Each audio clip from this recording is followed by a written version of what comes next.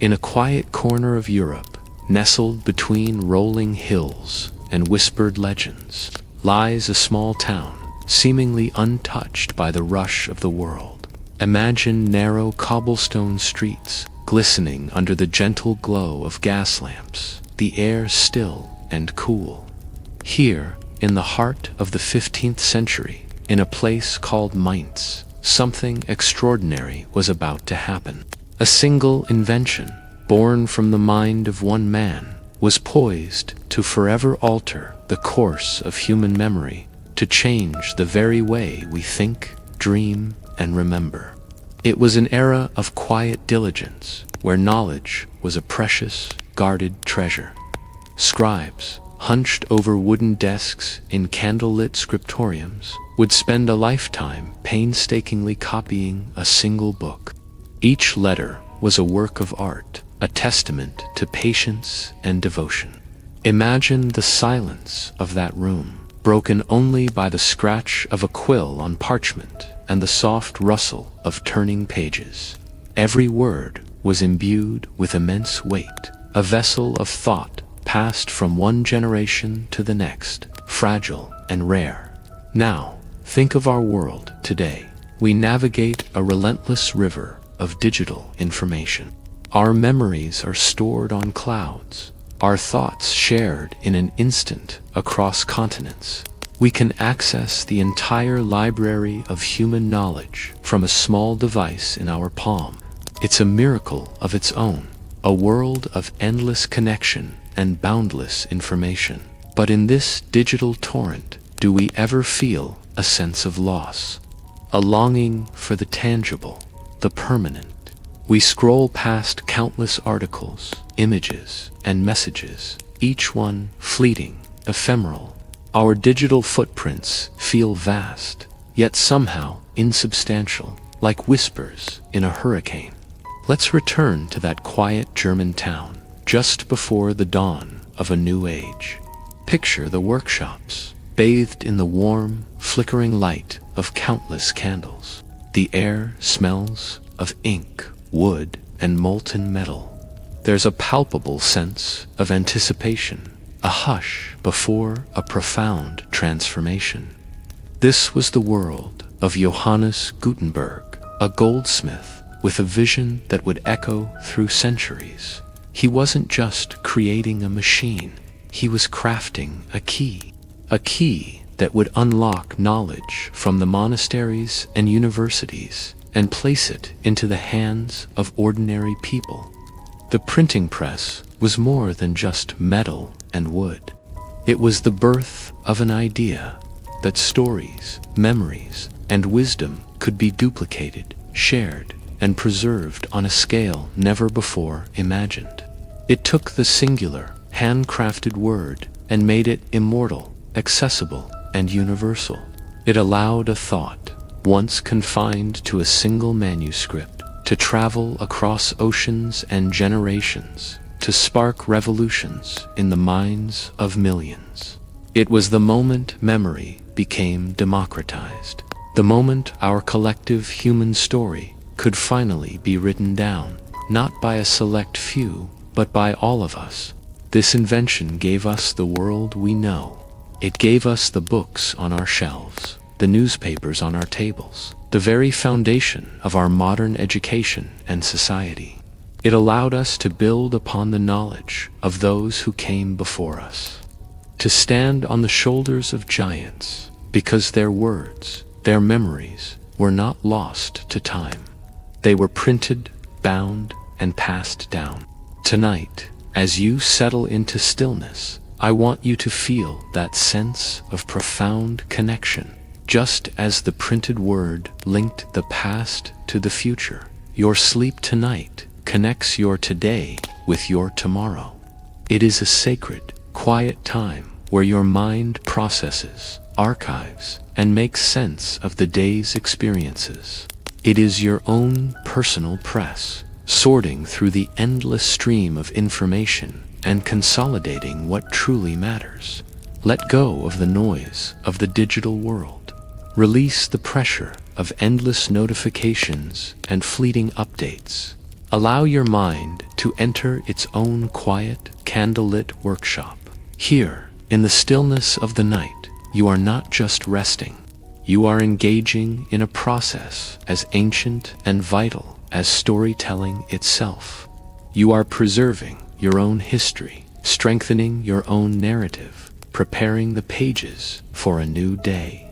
Feel the weight of your body sinking into your bed, like ink settling onto paper. Each breath is a gentle turning of a page, moving you deeper into your story, deeper into rest. Let the quiet of that 15th century town fill your room. Imagine the soft, ambient sounds of a world before machines, before electricity, the distant chime of a town clock, the gentle whisper of the wind through timber-framed houses, the serene and profound silence of the night. This silence is not empty. It is full of potential, full of peace. It is the space where your body and mind can truly heal, where your memories can find their proper place. In this deep, restorative state, you are honoring a legacy that began centuries ago in a small German workshop. The legacy of preservation, of reflection, and of renewal. You are giving yourself the gift of clarity.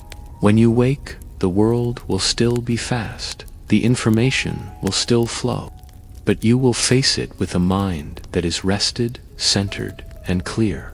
Your own thoughts and memories will feel more solid, more tangible, like a well-loved book rather than a fleeting digital post. So breathe in the calm and breathe out the day. Let your mind drift on the slow, steady current of history, back to a time of quiet revolution. Let the story of the printed word be a lullaby, a reminder of the enduring power of quiet, focused creation. In the sanctuary of your sleep, you are the scribe, the printer, and the reader of your own life's magnificent story. Allow yourself this time to rest, to restore, and to prepare for the chapters yet to be written. Sleep deeply and dream peacefully. Close your eyes for a moment. Take a deep breath. Imagine a world without the constant hum of notifications. A world bathed not in the blue glow of screens, but in the soft, flickering light of candles and the golden shafts of afternoon sun filtering through high, arched windows. This isn't a fantasy world, but our own, not so long ago. A world where knowledge moved at the pace of a thoughtful stroll, not a frantic sprint. In this world, information was a treasure, painstakingly crafted and fiercely protected. Think of a monastery, nestled in a quiet, green valley. Inside, in a room called a scriptorium, monks and scribes bend over wooden desks. The only sounds are the gentle scratch of a quill on parchment, the soft rustle of a turning page, and the distant chime of a bell marking the hours. Each book, each manuscript, is a work of art, a labor of love that could take years, even a lifetime, to complete. The letters are not typed, but drawn, with inks made from crushed minerals, oak galls, and soot. The margins bloom with intricate illustrations, vines and flowers and mythical beasts, all painted in vibrant colors with egg yolks and precious ground stones. These books were not for everyone. Literacy was a rare gift, a key held by a select few. For most people, the world of letters was a distant, mysterious realm. Stories and news traveled orally, passed from person to person, changing and evolving with each telling, like a game of telephone stretching across generations. A single copy of a book might be the only one in an entire region, chained to a lectern in a dim, cool library to prevent it from being lost or stolen. To read it, you would have to travel, sometimes for days or weeks, just for a chance to sit with its precious pages. Knowledge wasn't instantly accessible. it was a pilgrimage. There was a deliberate, gentle rhythm to learning, an inherent respect for the written word that grew from its very scarcity. It was a world of deep, focused attention, where a single sentence could be pondered for hours, its meaning unfurling slowly like a fern. Now, let's journey forward, but not too fast. We leave the quiet scriptorium and step into the bustling workshop of a 15th century printer. The air is thick with the smell of ink, metal, and damp paper. The quiet scratching is replaced by the rhythmic clatter and thud of a new invention, the printing press. This is the world of Johannes Gutenberg. Instead of one monk copying one book, a team of workers can now produce hundreds, even thousands, of identical copies. Knowledge is about to be unleashed. The process is still incredibly hands-on. Each tiny metal letter, each piece of type has to be cast and then set by hand, backwards, into a wooden frame. It's like a complex, three-dimensional puzzle. Once the page is set, it's inked with a thick, sticky substance using padded leather balls. A sheet of paper is carefully laid on top, and then the heavy press is screwed down, impressing the letters onto the page. It's a physically demanding, messy, and intricate dance. But the result? A revolution. Books, once the exclusive property of the church and the nobility, started to become more affordable, more accessible. Pamphlets and newsletters could be printed and distributed quickly, spreading new ideas about religion, science, and politics like wildfire. The world's library was expanding, its doors creaking open for more people to enter. Literacy began to climb as more people had something to read. Let's leap forward again into the 19th and early 20th centuries. The steam-powered printing press roars to life, a mechanical behemoth that can churn out pages at a speed Gutenberg could never have dreamed of. The quiet, chained library of the monastery has transformed into a bustling public square of ideas. Education becomes a right, not a privilege, and schools are built to teach the children of factory workers and farmers how to read the very books their ancestors could only gaze at. Scientific journals, academic papers, and specialized magazines create communities of experts who can share their findings and build upon each other's work at an unprecedented rate. Knowledge is not just spreading, it's accelerating, cross-pollinating, and creating explosive new fields of discovery. The human conversation gets louder, more complex, and infinitely more diverse. The world feels like it's shrinking as information connects people across vast distances. And then, everything changes again. We arrive in the late 20th century. In quiet labs and university basements, a new kind of connection is being forged. Not with ink or steam, but with electricity and code. The internet. It begins as a specialized tool for academics and the military, a way to share data between a few large computers. But the seeds of a global consciousness are being planted. Then comes the World Wide Web, and with it, the browser. Suddenly, with a dial-up modem's screech and a click of a mouse, the library of the world appears on a screen in your home. It was a clumsy, slow, and often frustrating experience at first. Pages loaded line by line. Images were a rare treat, but the magic was undeniable.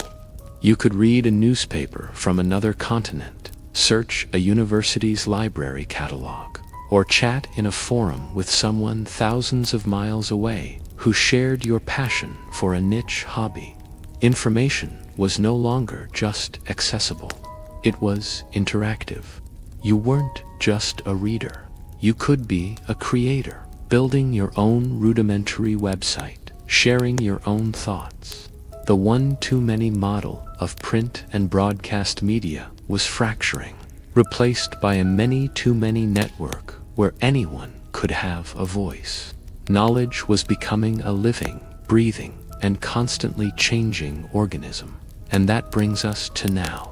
Right now, you, watching this, are participating in the most profound information shift in human history. The device you're holding contains more processing power than the computers that sent humanity to the moon. You have instant access to a greater wealth of information than the most powerful emperor or scholar of the past could have ever imagined. The entire collected knowledge of our species, from the ancient scrolls to the latest scientific breakthroughs, is just a search query away. We live in a world of infinite scroll, of endless feeds, of notifications that promise the next new thing. We can learn a new language, take a university course, watch a documentary, or fall down a rabbit hole of fascinating trivia, all without leaving our chair. Knowledge isn't just flowing, it's a torrent, a tidal wave that washes over us every single moment of every single day. The scribe's careful, deliberate craft has been replaced by the instantaneous viral spread of a meme. The quiet contemplation of the library has been replaced by the cacophony of a global 24/7 conversation. This is an incredible gift. It has empowered movements, connected families, and democratized learning on a global scale. But it also presents a challenge. In the world of the scribe, the problem was scarcity. In our world, the problem is abundance. How do we find the signal in the noise? How do we cultivate the deep focus needed for true understanding when we are constantly being pulled in a million different directions? How do we distinguish wisdom from mere information? Not to romanticize the past or wish away our modern world, but to remember the values his world embodied. The value of patience, the value of focus, the value of taking the time to truly engage with an idea, to sit with it, to let it sink in. We can choose to turn off the notifications. We can choose to set aside an hour to read a book without distraction. We can choose to engage in thoughtful conversation rather than reactive arguments. We can build our own modern-day scriptoriums, pockets of quiet focus in our busy lives to digest the incredible banquet of knowledge before us. The next chapter is ours to write. Let's write it with intention, with focus, and with a deep appreciation for the incredible privilege we have. Thank you so much for joining me on this journey through time. If you found this interesting, consider liking this video and subscribing for more explorations into the ideas that shape our world. I'd love to hear your thoughts in the comments below. How do you find focus and meaning in this age of information overload? Thanks for watching. Imagine it's the mid-1400s in Mainz, Germany. A man named Johannes Gutenberg is pouring every last coin he has, and even money he doesn't have, into a secret project. This isn't just a small side hustle. He's betting his entire life on an idea, an invention that exists only in his mind and in the scattered parts of a machine that no one has ever seen before. The air in his workshop is thick with the scent of metal, ink, and wood, a quiet hum of creation filling the space. Outside, the world moves at the speed of a scribe's hand, where a single book, a Bible, could take years to copy, making it a luxury only the wealthiest could afford. Gutenberg saw something different. He envisioned a world where knowledge wasn't locked away in monasteries, accessible only to a select few. He dreamt of a way to reproduce words, ideas, and stories, not by the slow, painstaking process of handwriting, but quickly, efficiently, and in great numbers. His vision was a revolution waiting to happen, a way to democratize information and change the very fabric of society. But this dream came at a heavy price. The financial pressure was immense. He borrowed heavily from a wealthy goldsmith named Johann Fust, who saw the potential for profit but demanded results. Every day was a race against time and dwindling funds. A failed experiment, a broken piece of metal, could mean financial ruin and the end of his dream. The secrecy was absolute. Gutenberg's workshop was a fortress of silence. His assistants were sworn to secrecy, understanding that if their methods were discovered, competitors could steal the idea, and all their hard work would be for nothing. Imagine the quiet tension, the soft clinking of metal, as they meticulously carved individual letters, the gentle pressing of the lever, the anxious wait to see if the ink would transfer perfectly onto the paper. It was a delicate dance of innovation and risk, performed in the shadows, all hinging on one man's unwavering belief that he could make words fly. This wasn't just about printing a book. It was about igniting a spark that would light up the world. And so, the work continued, day in and day out. Gutenberg was a master craftsman, a metallurgist, a visionary. He needed to solve 100 problems at once. How do you create thousands of identical, durable letters? He developed a special alloy of lead, tin, and antimony that was soft enough to be cast, but hard enough to withstand the pressure of the press. What kind of ink would work on metal type instead of a quill? He experimented with a new oil-based ink, thicker and tackier than the water-based inks used by scribes. Then there was the press itself. Inspired by the wine and olive presses common in his region, Gutenberg adapted the design, creating a machine that could apply firm, even pressure across a whole page. Each element had to be perfect.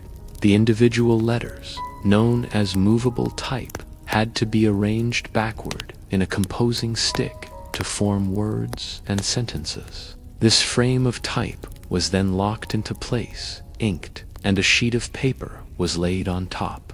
The final moment of truth came with the pull of the great wooden lever, pressing the paper against the inked type. Would the impression be clear? Would the letters be aligned? Every successful page was a small victory, a step closer to realizing his grand ambition. His ultimate goal was to print the Bible. It was a monumental undertaking, a book of over 1,200 pages. Printing it would be the ultimate demonstration of his invention's power and, he hoped, a commercial success that would clear his debts. The project was all-consuming. We can picture him hunched over the type cases late into the night, his eyes straining in the dim candlelight, meticulously checking each line for errors. The constant fear of failure was his shadow. Johann Fust was growing impatient. The initial loan of 800 guilders, a fortune at the time, had been spent. And then another 800. Fust wanted a return on his investment, and the pressure mounted with each passing day. Finally, around 1455, the first Gutenberg Bibles began to emerge from the press. They were masterpieces of art and technology. The text was crisp and beautiful, laid out in 2 columns, with space left for skilled artists to add vibrant, hand-painted illustrations and decorative initials. These Bibles weren't just books. They were works of art that rivaled the most beautiful manuscripts, but they could be produced in a fraction of the time. Gutenberg had planned to produce 180 copies, a number that would have been unthinkable for a team of scribes. He had succeeded. He had proven that his invention worked. But the story doesn't have a simple, happy ending for Gutenberg. Just as his creation was coming to life, his financial world came crashing down. Johann Fust, his investor, sued him. The court ruled in Fust's favor, and Gutenberg lost control of his workshop, his presses, and even the Bibles he had just printed. Fust, along with one of Gutenberg's own skilled assistants, Peter Schurfer, took over the business and went on to print a second edition of the Bible, this time with their names on it, reaping the financial rewards of Gutenberg's genius. It's a tragic irony. The man who invented a way to spread information far and wide had his own name largely erased from his greatest achievement for a time. Gutenberg fell back into relative obscurity, his personal story overshadowed by the revolution he had unleashed. We don't know much about his final years, though it's believed he was granted a pension by the Archbishop of Mainz, which allowed him to live his last days in modest comfort. He died in 1468, never truly witnessing the full world-altering impact of what he had set in motion, and what an impact it was. The printing press didn't just make books cheaper, it fundamentally changed how humanity communicated. Information could now spread with unprecedented speed and accuracy. The Protestant Reformation, led by Martin Luther, was fueled by printed pamphlets that carried his ideas across Europe in weeks, not years. The scientific revolution was accelerated as scientists could share their discoveries, build on each other's work, and challenge old ideas with new, printed evidence. Universities and libraries grew, and literacy rates began to climb as books became accessible to a growing middle class, not just the elite clergy and nobility. The Renaissance itself, a rebirth of art, science, and culture, was amplified by the press. Ancient texts from Greece and Rome were rediscovered, printed, and studied, inspiring new generations of thinkers and artists. Exploration was spurred on by printed maps and accounts of new discoveries. It created a shared body of knowledge, a common conversation across a continent. Before Gutenberg, a thought might die with its thinker. After Gutenberg, a thought could be printed, preserved, and debated by millions. It's hard to overstate how profound this shift was. Every time you read a book, a newspaper, or even a post on the internet, you are experiencing the legacy of Gutenberg's secret workshop in Mainz. His movable type was the original data processor. His press was the first mass communication technology. He laid the foundation for the modern world of information.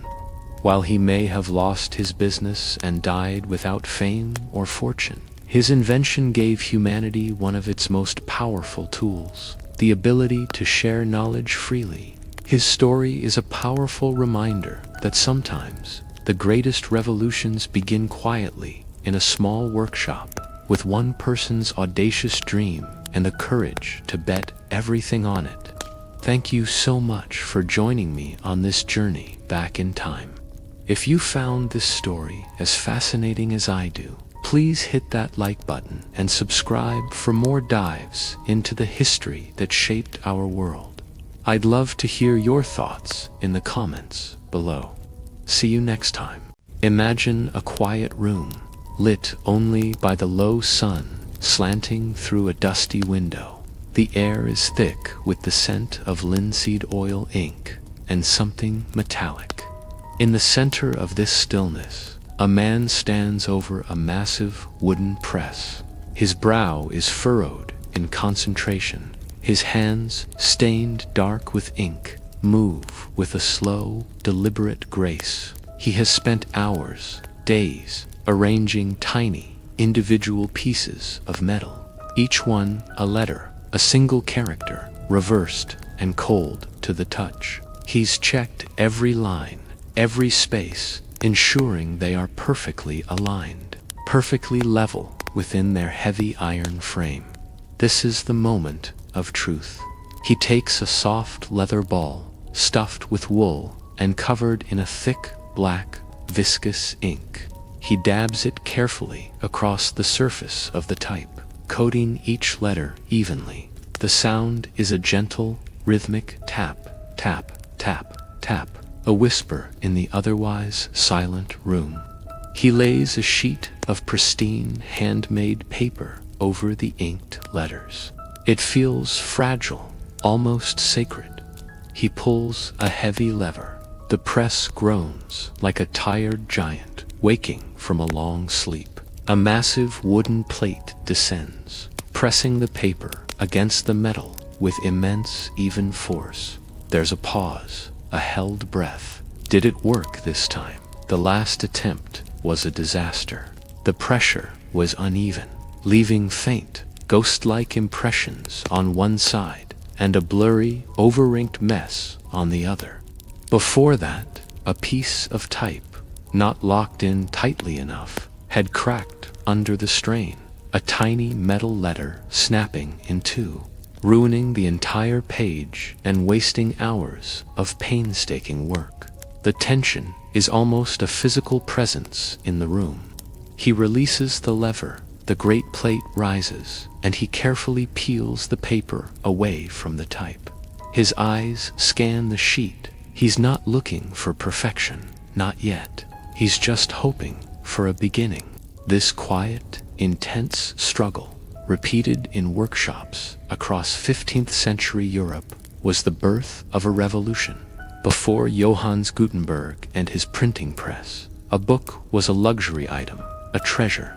Each one was copied by hand by a scribe, a process that could take months, even years. Books were rare, expensive, and accessible only to the wealthiest echelons of society, the clergy, royalty, and a handful of scholars.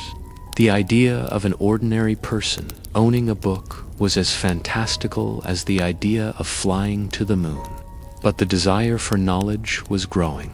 Universities were emerging, trade was expanding, and a new middle class of merchants and artisans was hungry for information, for stories, for ideas. The slow, laborious process of hand copying simply couldn't keep up with this rising demand. The world was ready for a change. It just didn't know what that change would look like. Enter Gutenberg. He wasn't the first person to experiment with printing.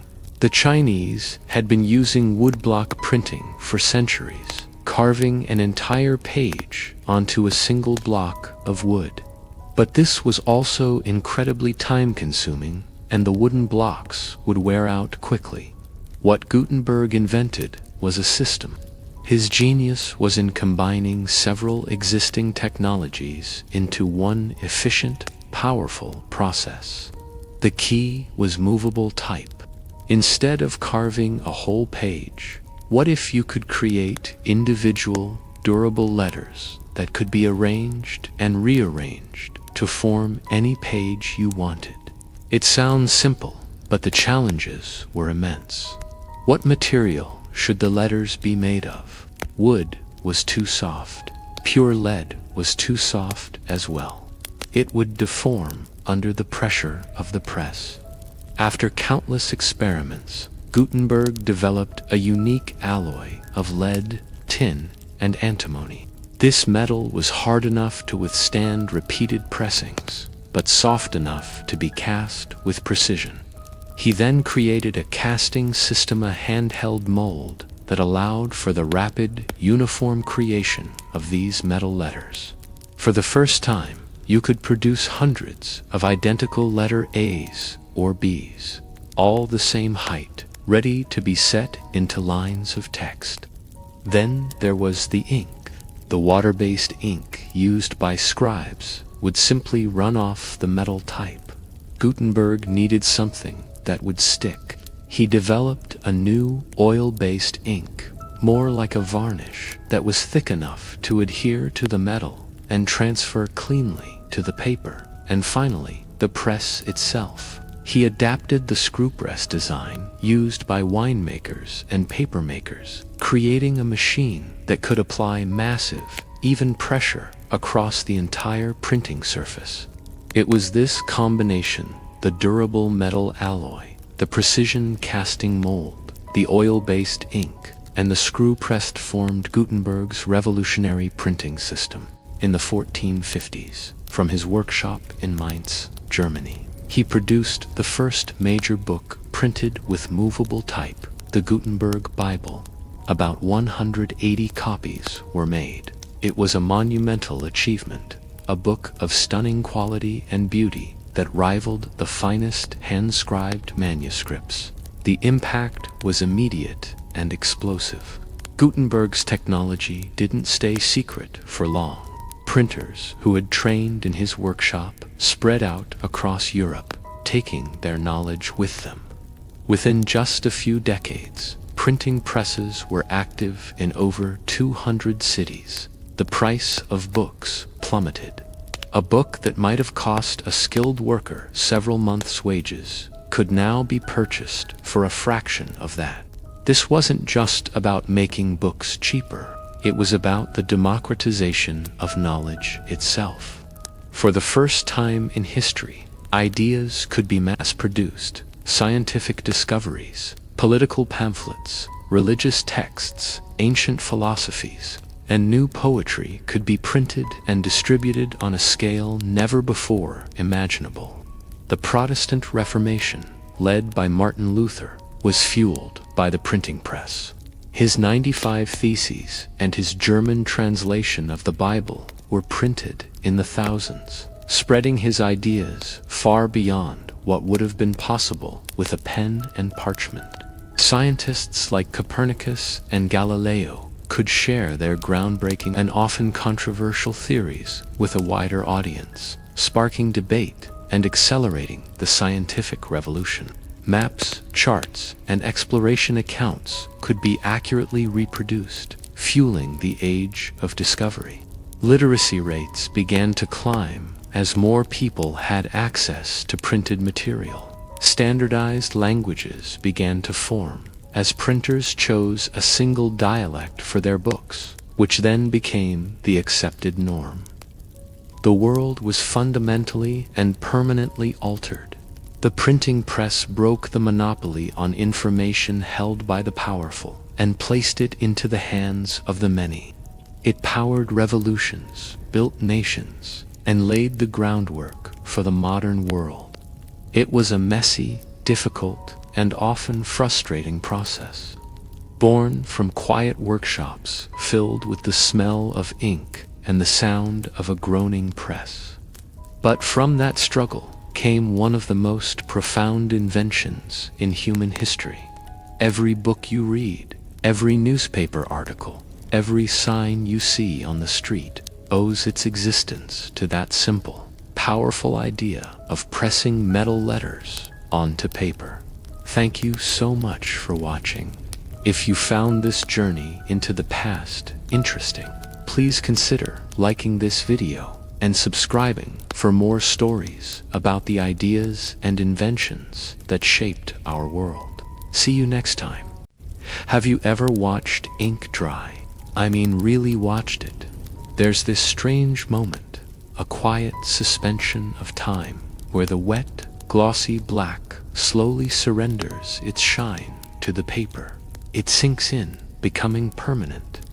I sat there, night after night, watching the ink dry on pages of plans, on letters I'd never send, on the signature of a loan that felt heavier than the desk it was signed on. Each stroke of the pen was a promise, a bet on a future I could see so clearly, but that everyone else was starting to doubt. The world outside my small office window was asleep. The only light was the soft, warm glow from my desk lamp, casting long shadows that danced and twisted like my own anxieties. And in the corner of the room, a single candle flickered. It was a gift from my partner, back when the dream was fresh and exciting for both of us. Now, it felt like a countdown. Each gentle wave of the flame seemed to whisper, "How much longer? How much more can you take?" It's a strange feeling to be so certain and so terrified at the same time. You build this beautiful, intricate castle in your mind, every turret and tower perfectly placed, but then you look around and all you have are blueprints and a pile of debt. The calls start coming. First, it's the banks, their voices polite but firm. Then, it's the suppliers and the hardest calls. Those are the silent ones, the ones from your family, your friends, your partner. The questions they don't ask speak louder than any creditor. I'd see it in her eyes. That flicker of hope, once a bonfire, now just an ember she was struggling to keep alive. She'd come in, a cup of tea in her hands, her smile not quite reaching her eyes. "How did it go today?" she'd ask. And I'd tell her about the small victories, the tiny glimmers of progress. A positive email, a potential lead. I'd paint a picture of the finished castle, trying to get her to see it the way I did. But I could feel the foundation of her belief crumbling, slowly, grain by grain. It wasn't her fault. Faith needs fuel, and for a long time, all I had to offer were promises. The weight of it all can be crushing. You start to question everything. Was I delusional? Was this whole thing a massive, life-altering mistake? The late-night whispers in your own head are the most vicious enemies. They know all your weaknesses. They remind you of every past failure, every "I told you so" you might one day hear. You lie awake, staring at the ceiling, the numbers swirling in your mind like a relentless vortex. It's a lonely place to be, standing on an island of your own making, watching the tide of doubt rise all around you. But then something shifts. In the midst of that quiet desperation, you find a strange kind of peace. It's the peace of surrender, but not of giving up. It's the acceptance that you've done everything you can for today. You look back at that flickering candle, and you don't see a countdown anymore. You see a companion, a steady, quiet presence in the dark. It doesn't judge, it doesn't demand, it just is. And in its gentle light, you find the strength to face one more sunrise. That's when you learn the difference between anxiety and anticipation. Anxiety is the fear of what might go wrong. Anticipation is the excitement of what might go right. They can feel identical, two sides of the same coin, but the choice of which side to look at is yours. Each dried signature, each finalized plan, was a brick laid in the foundation of my castle. The process of building something from nothing is never a straight line. It's a messy, chaotic, beautiful dance of progress and setbacks. There were days I felt like I could conquer the world, and days I couldn't get out of bed. The key, I found, was to not let the bad days define the journey. They are just weather. Storms pass. You have to learn to be the mountain, not the leaf tossed in the wind. You have to anchor yourself to your why. Why did you start this? What was that initial spark? For me, it was the desire to create something that would last, something that would help people. I held on to that image, that feeling, like a lifeline. When my partner's faith wavered, I didn't try to argue or convince. I just kept building, brick by brick, letting my actions speak for me. I showed her the small wins, not as proof that I was right, but as shared moments of hope. A small contract signed, a first positive customer review. We celebrated these tiny victories together, and slowly, the embers of her belief began to glow a little brighter. And then, one day, you look up and realize you're not just staring at blueprints anymore. There's a wall. It's not a whole castle, not yet, but it's something real, something tangible. People can see it, they can touch it. The calls from the bank don't stop, but their tone changes. The unasked questions from your family turn into genuine curiosity. The look in your partner's eyes is no longer one of weary support, but of shared pride. The ink is dry. The promises have been kept. The castle isn't just in your head anymore.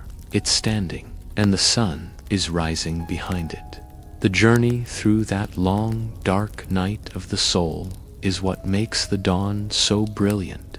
The flickering candle, the quiet anxiety, the crushing weight of doubt, they weren't obstacles. They were the forge. They burned away the non-essential, leaving only the pure, unyielding core of your dream.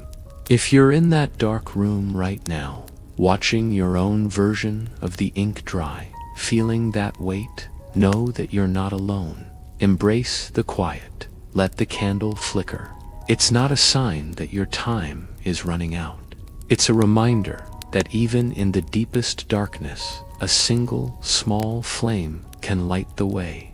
Trust the process. Trust yourself. The dawn is coming. Thank you so much for listening. If this story resonated with you, I'd be so grateful if you'd subscribe and join our community. See you in the next one.